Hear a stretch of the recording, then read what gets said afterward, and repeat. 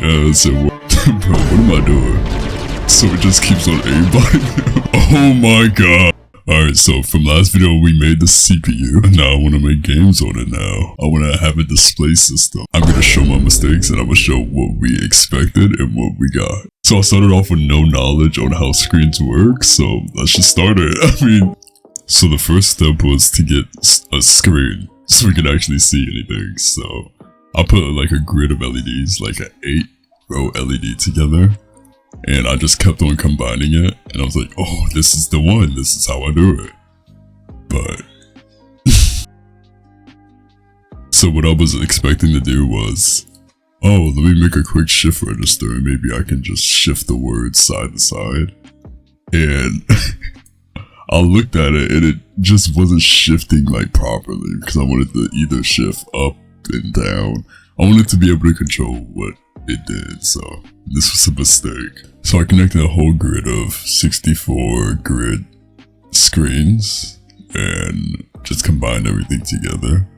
And that still was super confusing. I also realized, so while I was thinking, I was like, oh, I can just connect everything together and just click everything together and it would just work perfectly. But I realized it was a 1,024 wires to connect. So I instantly was like, no thank you.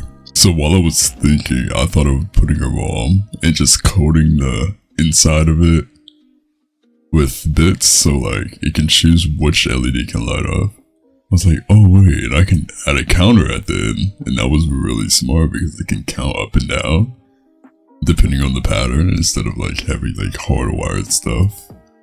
And I was like, oh, I can time things if you really think about it. So I went into a blueprint and I realized, oh, I can have a vertical and a horizontal pattern. So, and I realized, oh, the counter counts up. So I realized, oh, it's counting up all the way to 255. But what if I wanted to stop at 3? So that's when I send a signal to stop it there.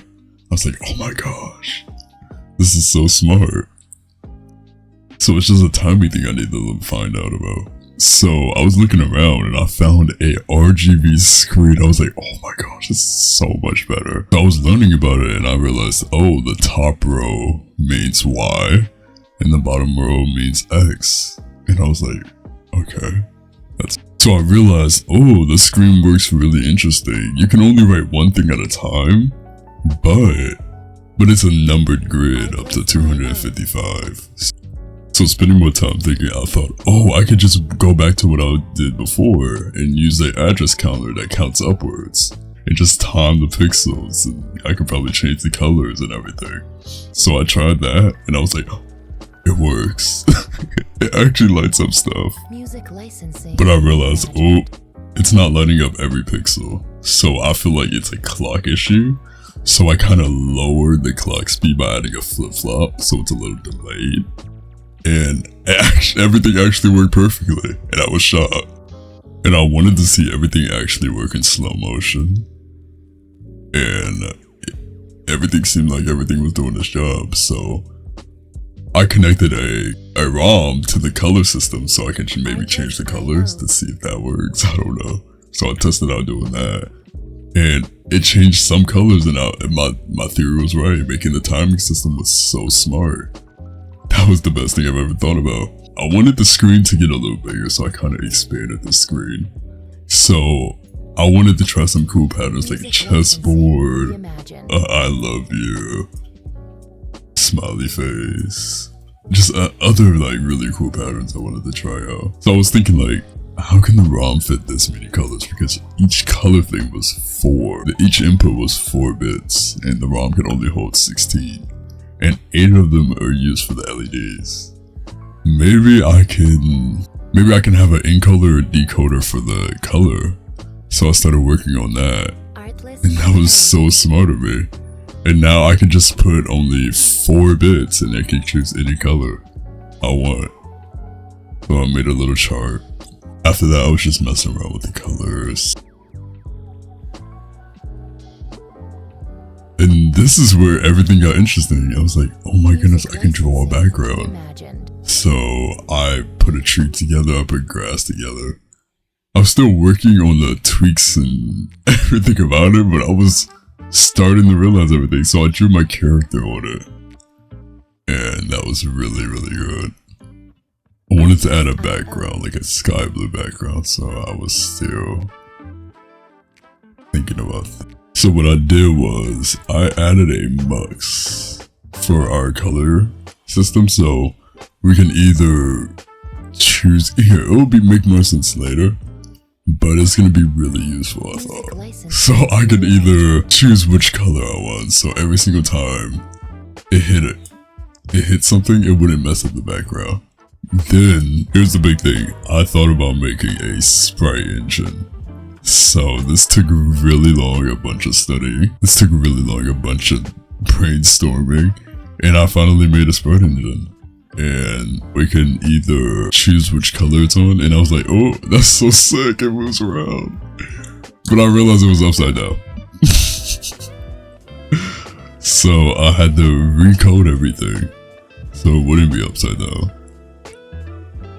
And it came out pretty good, and I was like, oh my gosh, I'm starting to get the hang of this. I was looking around, I said, oh, I can just change his color if I wanted to. All I had to do is just change his ROM inside. I'm sorry, I had so much fun with him, I was just moving him around and everything.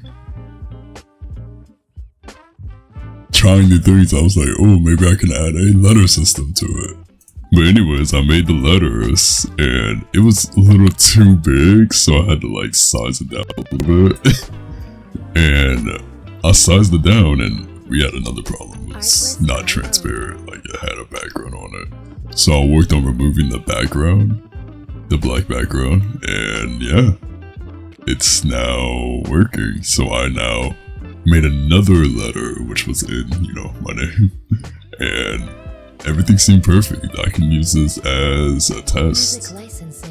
Also, I added another counter into the sprite engine, so it can just move around and just look really cool.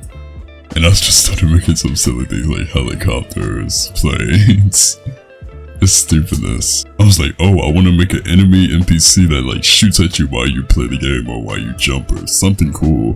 So I made another sprite engine, a 1-bit sprite engine, and it's going to be able to move around and go anywhere, but I want to add a detection sensor, and this probably took the longest time because I kept on messing up. Like sometimes it would hit, but sometimes it wouldn't hit. Like it can, the X and Y axis was not matching at all. Like the guy can be like 500 feet above him and it would detect as a hit. So this is the issue I was dealing with right here during this time. And I was just working really hard trying to figure it out. So finally, after a few hours, I made the detection sensor.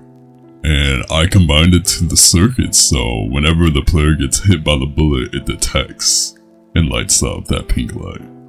And I was so proud of this. I was so happy when I found this out. So what I did next was, I was just testing out things. Just testing to make sure everything works correctly. Because nothing seems to work for me. And I also added a clock. And I also added a number system to how many times you got hit. It was so sick, so I was like, oh my goodness, I think I finished the simulation. And you can move around and you can still detect if you got hit. So I was like, oh my goodness, this is amazing.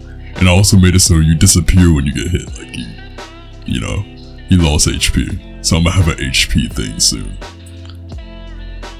I was really happy what I figured out in the last 4 hours. So I put everything into one chip and just tested everything out to see if it worked. So yeah, I was just seeing if all the insides were working correctly and the detection sensor was working perfectly. I also realized if the bullet is traveling super fast, you won't be able to see it. So it just keeps on aimbotting him. So I got really concerned about that, so I'll probably fix that next episode. And yeah. The amount of fun I had this episode was unbelievable. I love this so much, so we're probably gonna add more circuits to it so we can actually have a keyboard and cool stuff where we can move around and everything. I'm so happy. Thank you so much for watching. Stay tuned. Make sure to like and subscribe. Okay, bye bye. I love y'all.